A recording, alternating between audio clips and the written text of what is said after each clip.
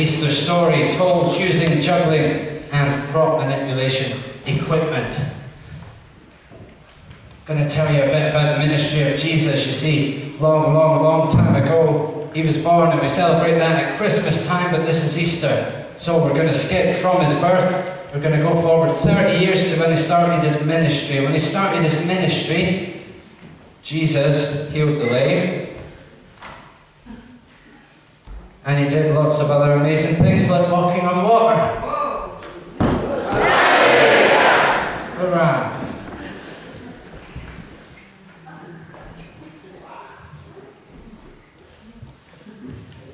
When it fell there, that was just to represent Peter going in later on. Walking on water. He did lots of other amazing things while he was wandering the earth too. But you see, some people didn't like all those things that he did. And so they put him to death on a cross. And once he was dead, lots of pain up on the cross. Once he was dead, he got buried. And he got wrapped in linen. And he got put in a tomb. But that's not the end of the Easter story, thankfully.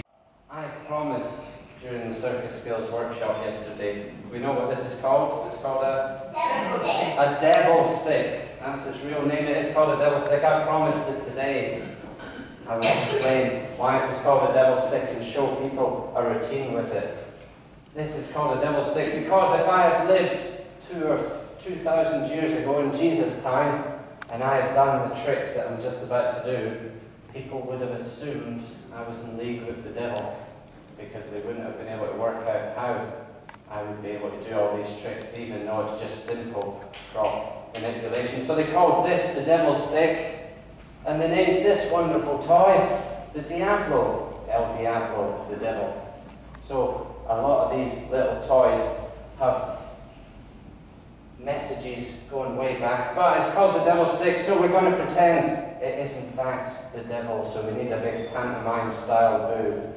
Boo! And this is Jesus. Hooray!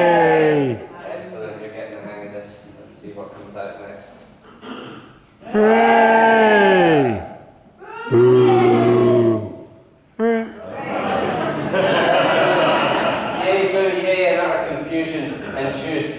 It tells us in the Bible quite clearly, and we're coming up to Easter, so this might be some routines that you remember in the coming weeks for the Easter story. Jesus beat the devil. My favourite part of the show, I get to give the devil here a right good doing. Here we go.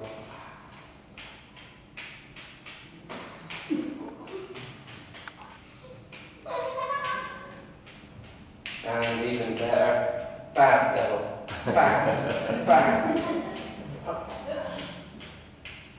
Tells us Jesus beat the devil. It tells us that clearly in the Bible. It also shows us how he beat the devil.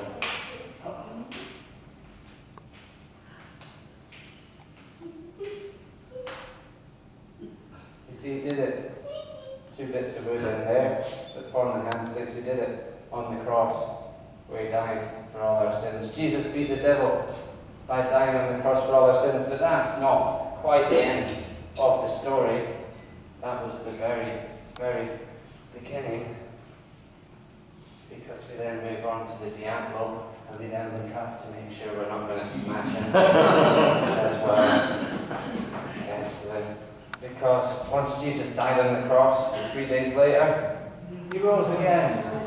Wow. And as you can see, due to the laws of gravity given to us here on earth, what goes up must come down. We know that Jesus will one day return. We don't know when.